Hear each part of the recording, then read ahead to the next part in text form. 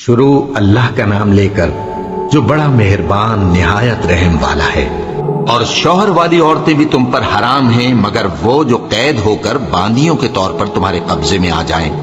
یہ حکم اللہ نے تم کو لکھ دیا ہے، اور ان محرمات کے سوا دوسری عورتیں تم کو حلال ہیں، اس طرح سے کہ مال خرچ کر کے ان سے نکاح کر لو، بشرطے کہ نکاح سے مقصود عفت قائم رکھنا ہو، نہ کہ شہوت پرستی۔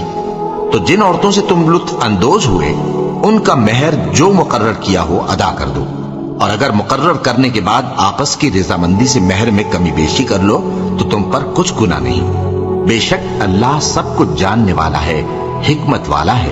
اور جو شخص تم میں سے مومن آزاد عورتوں سے نکاح کرنے کا مقدور نہ رکھے تو مومن باندیوں ہی سے جو تمہارے قبضے میں آ گئی ہوں نکاح کر لے، اور اللہ تمہارے ایمان کو اچھی طرح جانتا ہے۔ تم آپس میں ایک دوسرے کے ہم جنس ہو، پھر ان لونڈیوں کے ساتھ ان کے مالکوں سے اجازت حاصل کر کے نکاح کر لو، اور دستور کے مطابق ان کا مہر بھی ادا کر دو، بشرطے کہ وہ پاک دامن ہو، نہ ایسی کہ کھلم کھلا بدکاری کریں اور نہ درپردہ دوستی کرنا چاہیں۔ پھر اگر وہ نکاح میں آ کر بدکاری کا ارتکاب کر بیٹھیں تو جو سزا آزاد عورتوں کے لیے ہے اس کی آدھی ان کو دی جائے۔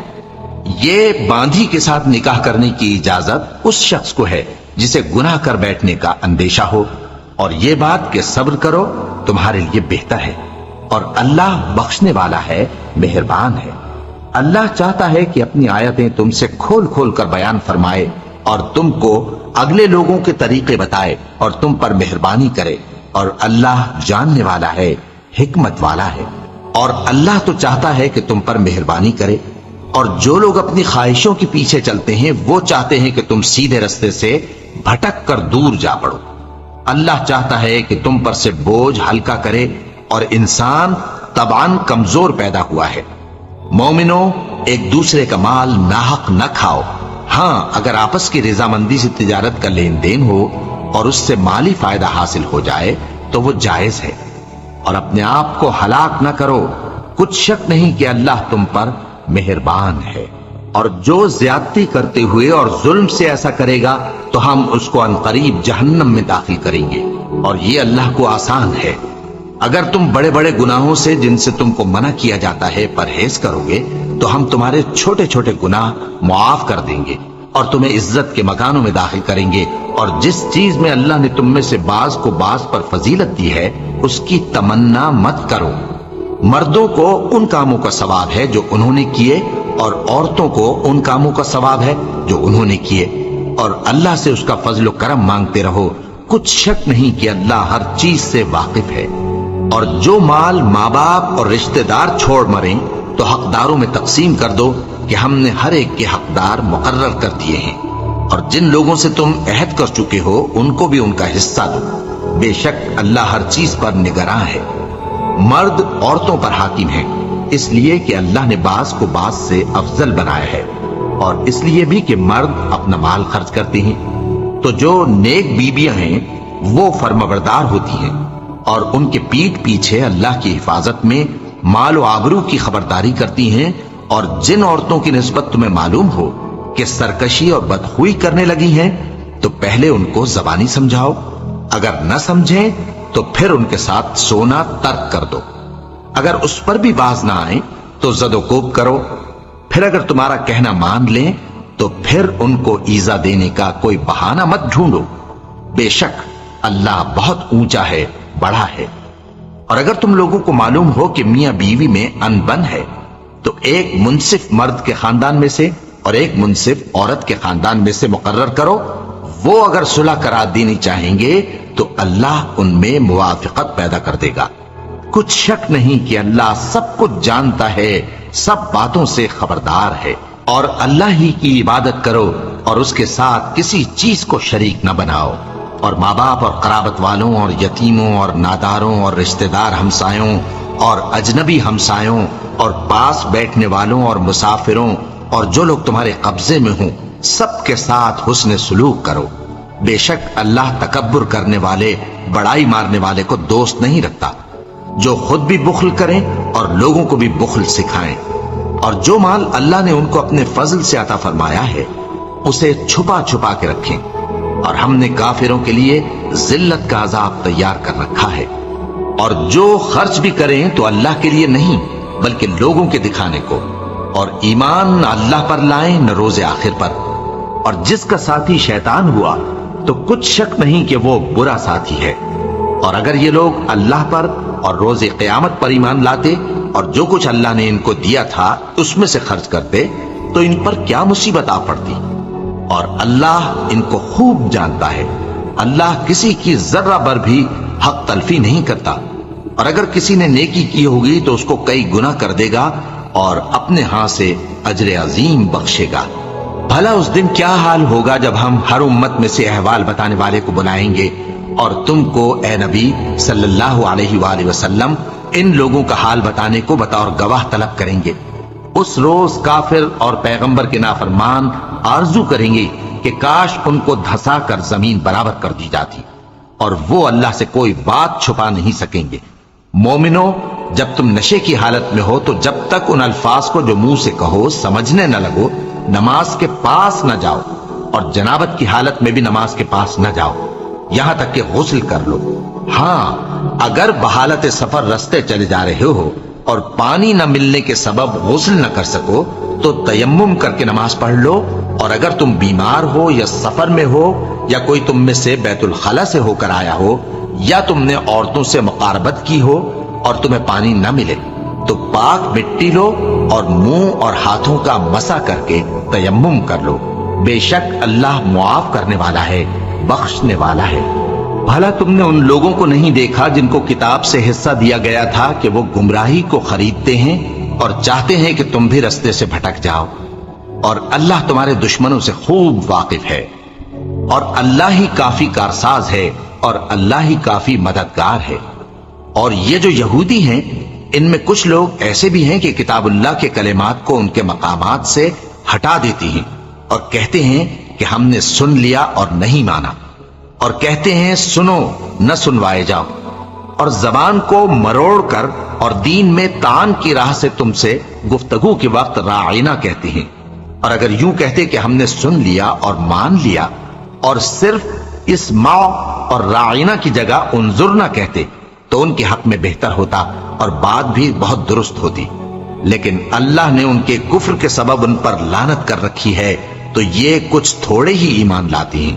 اے کتاب والو، قبل اس کے کہ ہم کچھ چہروں کو مٹا دیں اور پھر ان کی پیٹھ کی طرف پھیر دیں یا ان پر اس طرح لعنت کریں جس طرح ہفتے والوں پر لعنت کی تھی، ہماری نازل فرمائی ہوئی کتاب پر جو تمہاری کتاب کی بھی تصدیق کرتی ہے ایمان لے آؤ۔ اور اللہ نے جو حکم فرمایا سو سمجھ لو کہ ہو چکا۔ اللہ اس گناہ کو نہیں بخشے گا کہ کسی کو اس کا شریک بنایا جائے، اور اس کے سوا اور گناہ جس کو چاہے معاف کر دے، اور جس نے اللہ کا شریک مقرر کیا اس نے بڑا بہتان باندھا۔ کیا تم نے ان لوگوں کو نہیں دیکھا جو اپنے آپ کو پاکیزہ کہتے ہیں؟ نہیں، بلکہ اللہ ہی جس کو چاہتا ہے پاکیزہ کرتا ہے، اور ان پر دھاگے برابر بھی ظلم نہیں ہوگا۔ دیکھو یہ اللہ پر کیسا جھوٹ طوفان باندھتے ہیں، اور یہی کھلا گناہ کافی ہے۔ بھلا تم نے ان لوگوں کو نہیں دیکھا جن کو کتاب سے حصہ دیا گیا ہے کہ بتوں اور شیطان کو مانتے ہیں، اور کفار کے بارے میں کہتے ہیں کہ یہ لوگ مومنوں کی نسبت سیدھے رستے پر ہیں۔ یہی لوگ ہیں جن پر اللہ نے لعنت کی ہے، اور جس پر اللہ لعنت کرے تو تم اس کا کسی کو مددگار نہ پاؤ گے۔ کیا ان کے پاس بادشاہی کا کچھ حصہ ہے؟ اس صورت میں تو یہ لوگوں کو تل برابر بھی نہ دیں گے، یا جو اللہ نے لوگوں کو اپنے فضل سے دے رکھا ہے اس کا حسد کرتے ہیں۔ تو ہم نے خاندان ابراہیم کو کتاب اور دانائی عطا فرمائی تھی اور سلطنت عظیم بھی بخشی تھی۔ پھر لوگوں میں سے کسی نے تو اس کتاب کو مانا اور کوئی اس سے رکا رہا، تو ان نہ ماننے والوں کے لیے دوزخ کی جلتی ہوئی آگ کافی ہے۔ جن لوگوں نے ہماری آیتوں سے کفر کیا ان کو ہم عنقریب آگ میں داخل کریں گے، جب کبھی ان کی کھالیں گل جائیں گی تو ہم ان کو اور کھالیں بدل کر دیں گے تاکہ ہمیشہ عذاب کا مزہ چکھتے رہیں۔ بے شک اللہ غالب ہے، حکمت والا ہے۔ اور جو لوگ ایمان لائے اور عمل نیک کرتے رہے ان کو ہم بہشتوں میں داخل کریں گے جن کے نیچے نہریں بہ رہی ہیں، وہ ان میں ہمیشہ ہمیشہ رہیں گے۔ وہاں ان کے لیے پاک بیویاں ہیں اور ان کو ہم گھنے سائے میں داخل کریں گے۔ مسلمانوں، اللہ تم کو حکم دیتا ہے کہ امانت والوں کی امانتیں ان کے حوالے کر دیا کرو، اور جب لوگوں میں فیصلہ کرنے لگو تو انصاف سے فیصلہ کیا کرو۔ اللہ تمہیں بہت خوب نصیحت کرتا ہے، بے شک اللہ سنتا ہے، دیکھتا ہے۔ مومنو، اللہ اور اس کے رسول کی فرما برداری کرو، اور جو تم میں سے صاحب حکومت ہیں ان کی بھی۔ پھر اگر کسی بات میں تم میں اختلاف واقع ہو تو اگر اللہ اور روز آخر پر ایمان رکھتے ہو تو اس میں اللہ اور اس کے رسول کے حکم کی طرف رجوع کرو۔ یہ بہت اچھی بات ہے اور اس کا انجام بھی اچھا ہے۔ کیا تم نے ان لوگوں کو نہیں دیکھا جو دعویٰ تو یہ کرتے ہیں کہ جو کتاب تم پر نازل ہوئی اور جو کتابیں تم سے پہلے نازل ہوئیں ان سب پر ایمان رکھتے ہیں، اور چاہتے یہ ہیں کہ اپنا مقدمہ اللہ کے باغی کے پاس لے جا کر فیصل کرائیں، حالانکہ ان کو حکم دیا گیا تھا کہ اس کو نہ مانے، اور شیطان تو یہ چاہتا ہے کہ ان کو بہکا کر رستے سے دور ڈال دے۔ اور جب ان سے کہا جاتا ہے کہ جو حکم اللہ نے نازل فرمایا اس کی طرف رجوع کرو اور پیغمبر کی طرف آؤ، تو تم منافقوں کو دیکھتے ہو کہ تم سے گریز کرتے اور رکے جاتے ہیں۔ پھر کیسی ندامت کی بات ہے کہ جب ان کے اعمال کی شامت سے ان پر کوئی مصیبت واقع ہوتی ہے تو تمہارے پاس بھاگے آتے ہیں اور قسمیں کھاتے ہیں کہ واللہ ہمارا مقصود تو بھلائی اور مصالحت تھا۔ ان لوگوں کے دلوں میں جو جو کچھ ہے اللہ اس کو خوب جانتا ہے۔ تم ان کی باتوں کا کچھ خیال نہ کرو اور انہیں نصیحت کرو اور ان سے ایسی باتیں کہو جو ان کے دلوں میں اثر کر جائیں۔ اور ہم نے جو پیغمبر بھی بھیجا ہے تو اسی لیے بھیجا ہے کہ اللہ کے فرمان کے مطابق اس کا حکم مانا جائے۔ اور یہ لوگ جب اپنے حق میں ظلم کر بیٹھے تھے، اگر تمہارے پاس آتے اور اللہ سے بخشش مانگتے اور پیغمبر بھی ان کے لیے بخشش طلب کرتے تو اللہ کو معاف کرنے والا بڑا مہربان پاتے۔ پس تمہارے پروردگار کی قسم، یہ لوگ جب تک اپنے تنازعات میں تمہیں منصف نہ بنائیں اور جو فیصلہ تم کر دو اس سے اپنے دل میں تنگ بھی نہ ہوں بلکہ اس کو خوشی سے مان لیں، تب تک مومن نہیں ہوں گے۔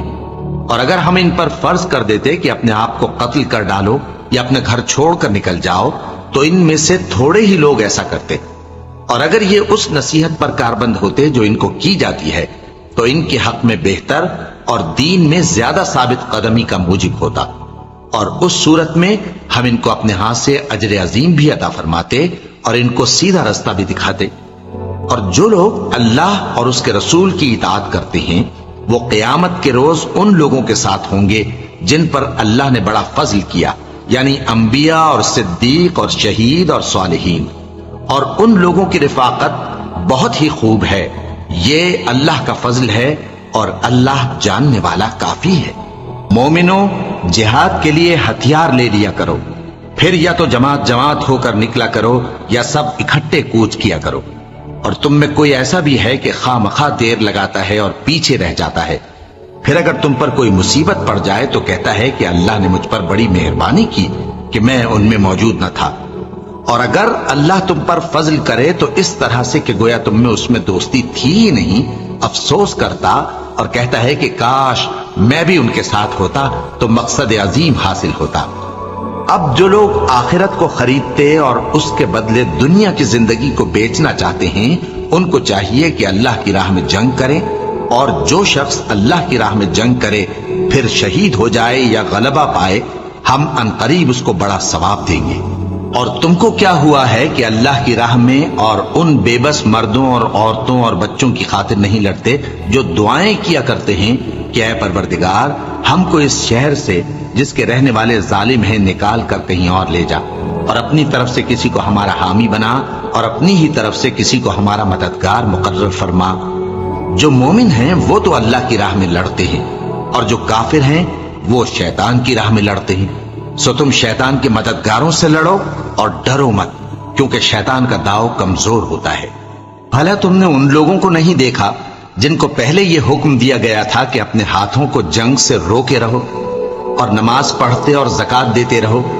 پھر جب ان پر جہاد فرض کر دیا گیا تو بعض لوگ ان میں سے لوگوں سے یوں ڈرنے لگے جیسے اللہ سے ڈرا کرتے ہیں، بلکہ اس سے بھی زیادہ، اور کہنے لگے کہ اے اللہ تو نے ہم پر جہاد جلد کیوں فرض کر دیا؟ تھوڑی مدت اور ہمیں کیوں مہلت نہ دی؟ اے پیغمبر ان سے کہہ دو کہ دنیا کا فائدہ بہت تھوڑا ہے اور بہت اچھی چیز تو پرہیزگار کے لیے نجات آخرت ہے، اور تم پر دھاگے برابر بھی ظلم نہیں کیا جائے گا۔ اے جہاد سے ڈرنے والو، تم کہیں رہو، موت تو تمہیں آ کر رہے گی، خواہ مضبوط قلعوں میں رہو۔ اور ان لوگوں کو اگر کوئی فائدہ پہنچتا ہے تو کہتے ہیں یہ اللہ کی طرف سے ہے، اور اگر کوئی مصیبت پہنچتی ہے تو اے پیغمبر تم سے کہتے ہیں کہ یہ آپ کی وجہ سے ہمیں پہنچی ہے۔ کہہ دو کہ رنج و راحت سب اللہ ہی کی طرف سے ہے۔ ان لوگوں کو کیا ہو گیا ہے کہ بات بھی نہیں سمجھ سکتے؟ اے آدم زاد، تجھ کو جو فائدہ پہنچے وہ اللہ کی طرف سے ہے، اور جو نقصان پہنچے وہ تیری ہی شامت اعمال کی وجہ سے ہے۔ اور اے نبی، ہم نے تم کو لوگوں کی ہدایت کے لیے پیغمبر بنا کر بھیجا ہے، اور اس بات کا اللہ ہی گواہ کافی ہے۔ جو شخص رسول کی فرما برداری کرتا ہے تو بے شک اس نے اللہ کی فرما برداری کی، اور جو نافرمانی کرے تو اے پیغمبر تمہیں ہم نے ان کا نگہبان بنا کر نہیں بھیجا۔ اور یہ لوگ منہ سے تو کہتے ہیں کہ آپ کی فرما برداری دل سے منظور ہے، مگر جب تمہارے پاس سے چلے جاتے ہیں تو ان میں سے بعض لوگ رات کو تمہاری باتوں کے خلاف مشورے کرتے ہیں، اور جو مشورے یہ کرتے ہیں اللہ ان کو لکھ لیتا ہے۔ سو ان کا کچھ خیال نہ کرو، اور اللہ پر بھروسہ رکھو، اور اللہ ہی کافی کارساز ہے۔ بھلا یہ قرآن میں غور کیوں نہیں کرتے؟ اگر یہ اللہ کے سوا کسی اور کا کلام ہوتا تو اس میں وہ بہت سا اختلاف پاتے، اور جب ان کے پاس امن یا خوف کی کوئی خبر پہنچتی ہے تو اسے مشہور کر دیتی ہیں، حالانکہ اگر اس کو پیغمبر اور اپنے ذمہ داروں کے پاس پہنچاتے تو تحقیق کرنے والے اس کی تحقیق کر لیتے، اور اگر تم پر اللہ کا فضل اور اس کی مہربانی نہ ہوتی تو چند آدمیوں کے سوا تم سب شیطان کے پیرو ہو جاتے۔ سو اے پیغمبر، اللہ کی راہ میں لڑو، تم اپنے سوا کسی کے ذمہ دار نہیں ہو، اور مومنوں کو بھی ترغیب دو۔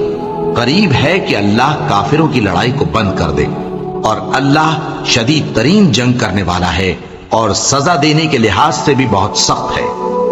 جو شخص نیک بات کی سفارش کرے تو اس کو اس کے ثواب میں سے حصہ ملے گا، اور جو بری بات کی سفارش کرے اس کو اس کے عذاب میں سے حصہ ملے گا، اور اللہ ہر چیز پر قدرت رکھتا ہے۔